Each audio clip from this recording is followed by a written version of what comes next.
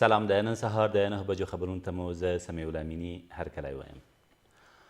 په کابل ښار کې د سازمان شوي جرمي شبکو یو مهم غړی تیر ماښام د کابل په پغمان ولسوالۍ کې له خپلو یو شمېر کسانو سره ووژل شو.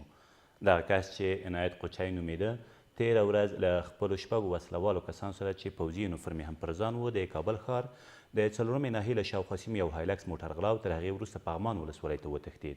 خو دا چې نوموړی د پولیسو تر څار لاندې و د پغمان ولسوالۍ په شاوخوا سیمو کې په یو وسلواله نښته کې له خپلو دوو کسانو سره وژل شوی دی. د کورنیو چارو وزارت ویاند زیاتوي د نوموړي 4 نور کسان د پولیسو له لوري نیول شوي دي. له دې سره سم په کابل ښار کې د ترهګرو یو ملاتړ کوونکی د پولیسو له لوري ونیول شو. د کورنیو چارو وزارت ویاند وایي دغه کس چې حاجي دلاور نومیږي او ځان د مشران جرګې سلاکار معرفي کوي تېره ورځ له یو شمېر جعلي اسنادو سره یو ځای په کابل ښار کې نیول شوی دی. له نوموړي د موټرو یو شمېر جعلي لمبر پلیټونه، ناقانونه وسلې، 200,000 کلدارې، زریحي او یو هایلکس تعقیبي موټر هم ترلاسه شوي او دمګړې ترې پوښتنې روانې دي. د کندهار ښار په عینو مینه کې د یو موټر بم برید له امله 10 پولیسي وګړي ټپیان شول. د کندهار امنیه قمندان وایي دغه برید تېر ماخوستن ترسره شوی او تر اوسه د موخې په اړه کره معلومات په لاس کې نشته. د نوموړي په وینا په دې پیښه کې 6 ماشومان او 4 ښځې ټپیانې شوي او د سیمې یو شمېر کورونه هم زیانمن شوي دي. د هرات د کرنې ریاست او FAO دفتر ترمنځ د کرنې او مالدارۍ د تولیدي محصولاتو له 15 شرکتونو سره د مرستې په موخه د $1 میلیون په ارزښت هوکړهلیک تېره ورځ لاسلیک شو. د دغې هوکړې له مخې د وچې میوې د تولید له 4 شرکتونو، د لبنیاتو د تولید له 5 شرکتونو او د غلې د تولید له 6 کمپنیو سره د پروسس او بسته‌بندۍ لپاره د یوې اندازې تخنیکي تجهیزاتو مرسته کیږي. له دې سره سم په هرات کې یو شمېر شرکت لرونکي وایي د دغو تجهیزاتو په ګټنې چې ټاکل شوې تر 4 راتلونکو میاشتو دوی په واک کې ورکړل شي، دوی کولی شي د هغو پر مټ کیفیت لرونکي محصولات د نړۍ بازارونو ته وړاندې کړي.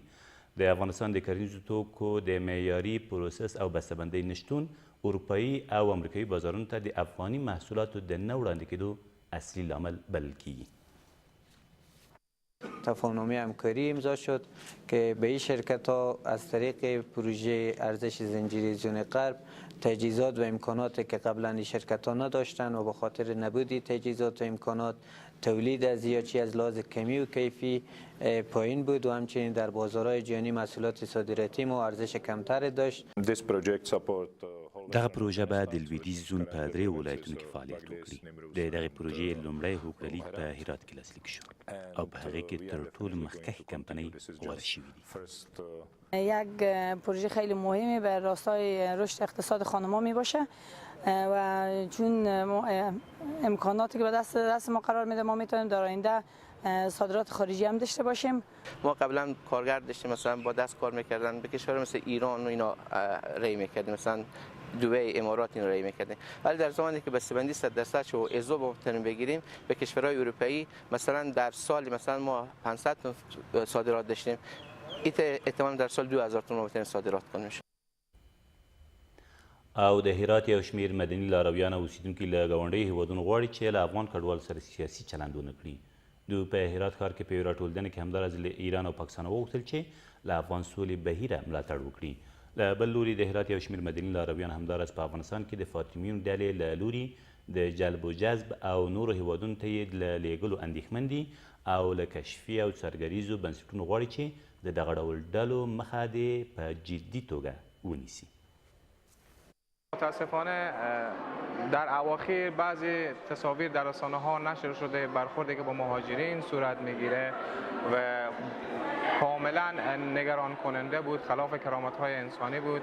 ما میخواهیم از کشورهای همسایه بخصوص کشور جمهوری اسلامی ایران که مدت زیادی با ما همکار بودن و در افغانستان بالاخره فعالیت های داشتن که اونها دیگر با این چنین قضایای برخورد جدی بکنن و عاملین از اینا پیدا کنن و مجازات کنن. ممکنه به عنوان یک اهرم در مقابل امریکا باشه که ایران برای امریکا اخطار بده که اگر تو فشار بیاری سر تحریم های اقتصادی بیشتر فشار بیاری ما مجبور میشه که مهاجرین افغانی بیرون کنیم به کشور افغانستان و وقتی مهاجرین بیان به کشور اینجا ممکن که حراج مراج بیشتری به وقوع بیاد. دا و تر دې مهاله وروستي خبرونه تر بیا مو الله امان